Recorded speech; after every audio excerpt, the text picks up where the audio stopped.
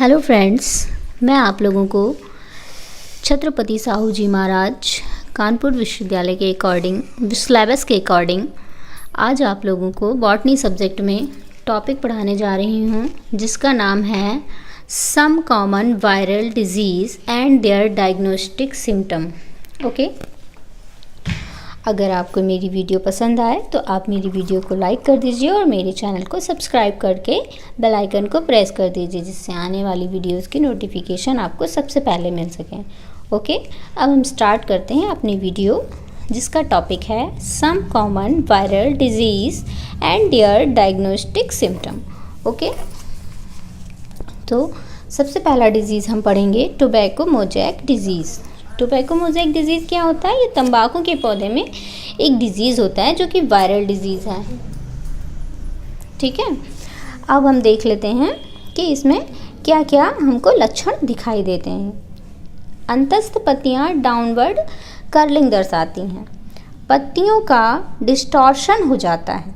पत्ती की सतह पर हरे रंग के असामान्य व बड़े धब्बे विकसित हो जाते हैं। बाह्य त्वची कोशिकाओं व हेयर्स में पट्टिका रूपी अथवा अमीबाब पिंड उत्पन्न हो जाते हैं। ओके फ्रेंड्स, अब हम इसका फिगर देख लेंगे जिससे हम ज़्यादा अच्छी तरीके से समझ में आ जाएगा कि क्या होता है। तो देखिए, इसमें दिखाई दे रहा है कि जो पत्तियां हैं, नीचे की ओर जो पत्तियां हैं उनमें डाउनवर्ड कर्लिंग हो रही है, मतलब अंदर की ओर मुड़ी हुई हैं, और पत्तियों का डिस्टॉर्शन हो जाता है, मतलब उनका आकार विकृत हो जाता है। ठीक है, और पत्तियों की सतह पर हरे रंग के असामान्य धब्बे, इसमें धब्बे दिखाई दे रहे हैं आप लोगों को, यानी कोई छोटा है कोई बड़ा है, असामान्य धब्बे हैं। और हेयर्स और पट्टिका रूपी अमीबा पिंड उत्पन्न हो जाते हैं। इनके हेयर्स में जो हेयर्स होते हैं उनमें पट्टिका रूपी अथवा अमीबा पिंड उत्पन्न हो जाते हैं। ठीक है, अब हम पढ़ेंगे अपना अगला डिजीज़ जिसका नाम है सैंडलवुड स्पाइक डिजीज़। ठीक है, सैंडलवुड स्पाइक डिजीज़ ये चंदन में होता है। ये भी एक वायरल डिजीज़ है। इसमें क्या हो जाता है कि पत्तियों का आकार छोटा हो जाता है। संक्रमित वृक्ष की 10 से 15 वर्षों में मृत्यु हो जाती है। ओके, ऐसे इनकी एज अधिकतम होती है, लेकिन इसमें क्या होता है 10 से 15 वर्षों में इनकी मृत्यु हो जाती है। ओके, अब हम इनका फिगर देख लेंगे। तो देखिए, इसमें क्या है, पत्तियां छोटी छोटी सी हो गई। ऐसे क्या होता है, इनकी लीफ काफ़ी बड़ी बड़ी सी होती हैं, लंबी सी होती हैं, लेकिन जब इनमें ये वायरल इन्फेक्शन हो जाता है तो इनकी लीफ छोटी हो जाती हैं, जैसे कि फिगर में दिखाई दे रही है, काफ़ी छोटी छोटी लीव्स हैं। और संक्रमित वृक्ष की 10 से 15 में मृत्यु हो जाती है। और जब ये पौधा वायरस से इन्फेक्टेड हो जाता है तो इसकी 10 से 15 वर्षों में मृत्यु भी हो जाती है। ओके, अब हम पढ़ेंगे अगला डिजीज़ जिसका नाम है बंची टॉप ऑफ बनाना। ठीक है, बंची टॉप ऑफ बनाना यानी केले का गुच्छित रोग। तो इसमें क्या होता है देख लेते हैं हम। पत्तियां स्यूडो स्टेम से बाहर निकलती हैं। यानी स्यूडो स्टेम क्या होता है फ्रेंड्स? एक मेन स्टेम होता है, उसके बाद उससे ब्रांचिंग के थ्रू जो स्टेम निकलता है उससे भी पत्तियां निकलने लगती हैं इस डिजीज़ में। इसीलिए कहते हैं कि पत्तियां स्यूडो स्टेम में निकलती हैं और पत्तियां गुच्छित व अवरुद्ध हो जाती हैं, फ्लावरिंग नहीं हो पाती है। देखिए फिगर देखिए इसमें, तो आप लोगों को एकदम क्लियर हो जाएगा कि कैसे स्यूडो स्टेम से पत्तियां बाहर निकल रही हैं और जो इनका प्लांट है वो काफ़ी गुच्छित हो जाता है, गुच्छे के रूप में दिखाई देने लगता है, क्योंकि स्यूडो स्टेम से भी लीफ निकलने लगती हैं। ओके, और उनमें फ्लावरिंग भी नहीं होती है। अब हम देखेंगे येलो वेन मोज़ेक ऑफ भिंडी, यानी इसे हम भिंडी का पीली नाड़ी रोग भी कहते हैं। ठीक है, इसमें क्या होता है, पौधों में अवरुद्ध स्टंटेड वृद्धि होती है, यानी इनकी जो वृद्धि होती है, ग्रोथ होती है, वो रुक रुक के होती है। ठीक है, और फ्लावरिंग कम हो जाती है। पत्तियों में येलोइंग तथा वेन क्लियरिंग मेन कैरेक्टर है। अब आप इसका फिगर देखिए, तो देखिए इसमें ऐसा लग रहा है कि फ्लावरिंग तो हो ही नहीं पा रही है और ग्रोथ भी रुकी हुई है इनकी।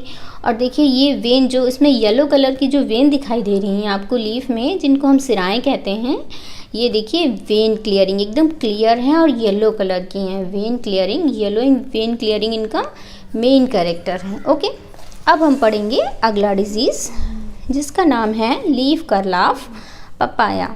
ओके,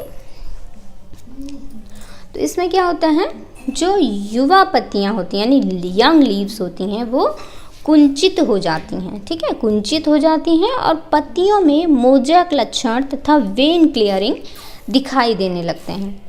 फ्लावर स्टेराइल हो जाते हैं और ग्रोथ रुक जाती है। अब इसका फिगर देखेंगे।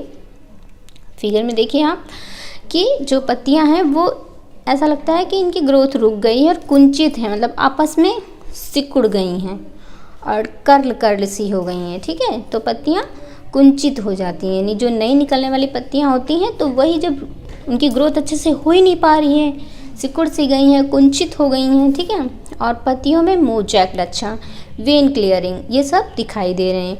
फ्लावर स्टेराइल हो जाते हैं, इसका मतलब उस फ्लावर से बीज नहीं बन पाते हैं और जिससे कि नया पौधा नहीं बन सकता, यानी फ्लावर स्टेराइल यानी बंधे हो जाते हैं और ग्रोथ भी इनकी रुक जाती है, ठीक है।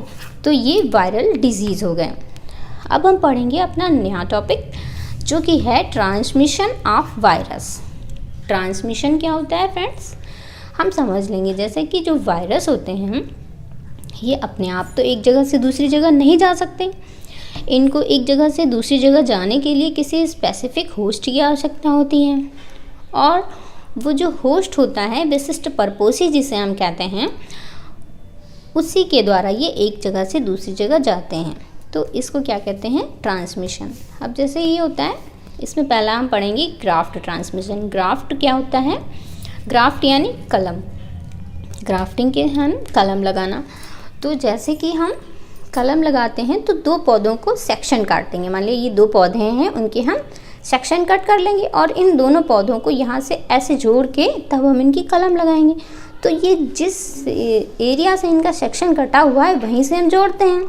तो इनके जो ऊतक है, मान लीजिए ये पौधा इन्फेक्टेड है और ये पौधा इन्फेक्टेड नहीं है। जब ये इन्फेक्टेड पौधा इस नॉन संक्रमित, मतलब जो नहीं संक्रमित पौधा है, इसके साथ जुड़ेगा, इसके ऊतक के साथ, तो इसके ऊतक के थ्रू जो वायरस है वो इसमें पहुंच जाएंगे, ठीक है, और ये पौधा भी इन्फेक्टेड हो जाएगा। इसका मतलब ये ग्राफ्ट ट्रांसमिशन हो गया, जिसमें कि क्या हो रहा है, एक पौधे से दूसरे पौधे में ट्रांसमिशन हो रहा है, ठीक है। अब हम पढ़ेंगे अपना नया ट्रांसमिशन जो कि है ट्रांसमिशन बाय इंजेक्शन। ये जो ट्रांसमिशन बाय इंजेक्शन है फ्रेंड्स, ये अधिकतर लेबोरेटरी में होता है। जैसे कोई भी एक्सपेरिमेंट करने के लिए ये ट्रांसमिशन होता है। ये ट्रांसमिशन शैप के द्वारा होता है। शैप यानी किसी भी संक्रमित पौधे का जो रस होता है उसको हम किसी जो संक्रमित पौधा नहीं है उसमें इंजेक्शन के थ्रू इंजेक्ट करते हैं परीक्षण करने के लिए, ठीक है। तो ये भी एक ट्रांसमिशन का मेथड है जो अधिकतर लेबोरेटरीज में होता है। ओके, अब हम पढ़ेंगे अपना नया ट्रांसमिशन जो कि है transmission by friction and rubbing. ये फ्रिक्शन एंड रबिंग क्या होता है, फ्रिक्शन एंड रबिंग इसका मतलब है कि जो है